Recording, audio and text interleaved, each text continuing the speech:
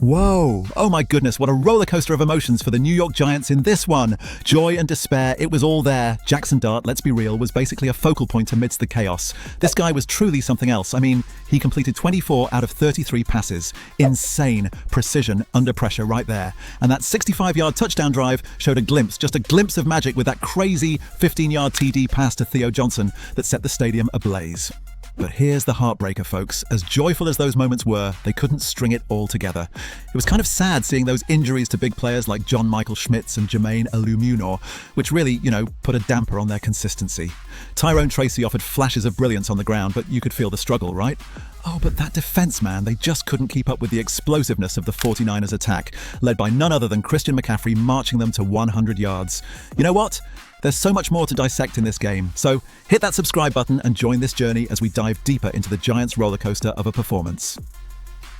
From the Giants' highs and lows, let's pivot to the victors. The San Francisco 49ers, wow, where do you even start with these guys? The 49ers put on a clinic of effective balance that was, well, it was just incredible to watch. They didn't just capitalize on the Giants' shortcomings, they owned the field like seasoned maestros conducting a symphony. Mac Jones, for instance, was absolutely in the zone. With a staggering passer rating of 135.2, he orchestrated the offense with surgical precision. You couldn't dismiss how poised he looked, juggling the challenges being thrown at him by the Giants' defense, especially given the pressure he was under at times. But hey, let's not overlook the dynamics of their passing game, right? Mac Jones connected beautifully with his receivers, and when Joanne Jennings snagged that touchdown, it showcased just how diversified their attack plan was. They really spread the ball around. And we can't talk about the 49ers without mentioning the dynamo that is Christian McCaffrey. It's like their playbook is tailor-made for him. His dual threat nature was on full display, weaving through the Giants' defense both on the ground and in the air, basically keeping every opposition player on their toes. You could feel the defense scrambling to keep up. Though they showed some weaknesses, especially in coverage, they locked down when it mattered, thanks to heroes like Tatum Bethune. So while the Giants are left with questions, the 49ers get a big boost, possibly on the path to rekindling that consistent form we've been anticipating. Quite a turning point, if you ask me. Now, as we shift our focus to Jaxson Dart, his performance against the 49ers is something we definitely need to unpack. First off, Dart's accuracy was clearly on display with 24 completions from 33 attempts for 179 yards. That's impressive, right? Especially when you're squaring off against a defensive unit like San Francisco's.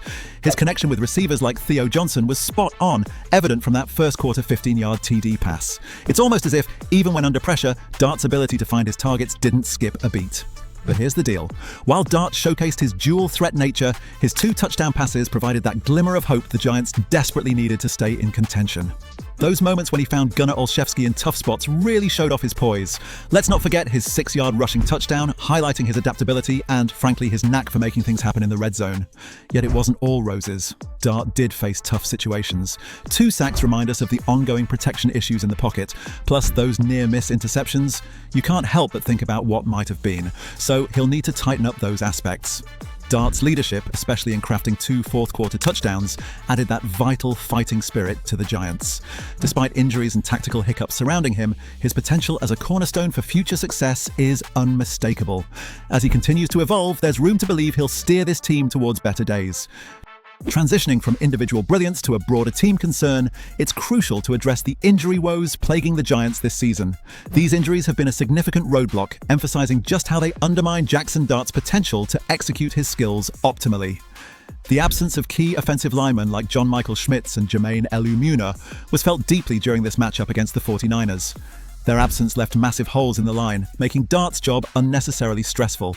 You could see how it hampered his decision-making and forced hurried throws as protection faltered. Then there's Cam Scatterbo's absence, which reverberates through the entire ground game. Tyrone Tracy Jr., stepping in, showed flashes, but with only 19 yards on 5 carries, it was clear the rushing attack lacked its usual bite. The team's reliance on less experienced hands in crucial moments only highlighted their depth issues more, something that became glaringly apparent when the Giants were struggling to keep pace.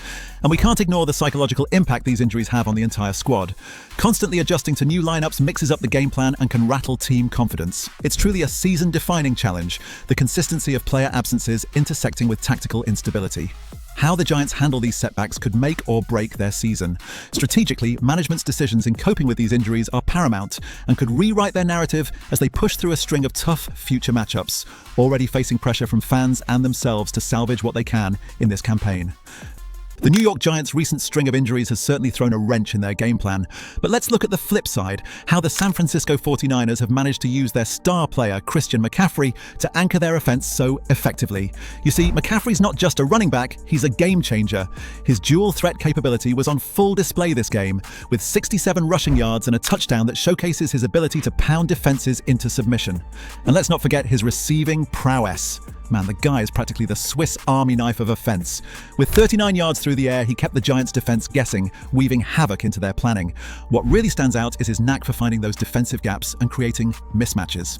It's not just about the yards he racks up, it's about the sheer unpredictability he brings to the 49ers' game plan. Now, how about Mac Jones? He sure isn't shy about leaning on McCaffrey during crunch time. And why not? The trust they've developed is evident, especially when looking at how seamlessly Jones integrates McCaffrey into both the run and pass game. It's this dynamic duo that anchors the 49ers attack, which promises to be a nightmare for defenses down the stretch this season. With McCaffrey's versatility, the 49ers just seem to be a step ahead at every turn. His performance against the Giants is a testament to the dynamic power of adaptability and why he's a vital cog in the 49ers' offensive push, particularly in their pursuit of dominating their next set of opponents. Now, here's the thing, shifting gears from the explosive impact of Christian McCaffrey to the often unsung heroes of the game, special teams. Special teams play a pivotal role that's easy to overlook but absolutely crucial to the flow of the game and, of course, the final scoreboard. Starting with Graham Gano from the Giants, you could argue he had a solid performance with 3 extra points and a crucial 22-yarder that kept the Giants in the hunt. But let's be honest, that missed 42-yard attempt, it sort of sucked the momentum out, didn't it? In contrast, Eddie Pinheiro for the 49ers was unbelievable, nailing both of his attempts, including a ridiculous 54-yard bomb. That's the type of kick that not only extends the lead, but sends a clear message to both teams about who's in charge. And while kicking is one thing, the punting game shouldn't be ignored. Jamie Gillen's average of 46.6 yards for the Giants tried to tilt the field in their favor, but Thomas Morstead's execution for the 49ers was spot on, often pinning the Giants deep and keeping the pressure on. You know, the psychological impact of these special teams contributions can't be understated. It affects team confidence and game strategy significantly. Pinheiro's calm execution under pressure set a tone of control that reflected the 49ers' authority throughout the match. In tight contests, every yard counts, and special teams truly are the difference makers. The 49ers' ability to capitalize on special teams' excellence made them not just leaders, but dominators in key moments of this clash against the Giants.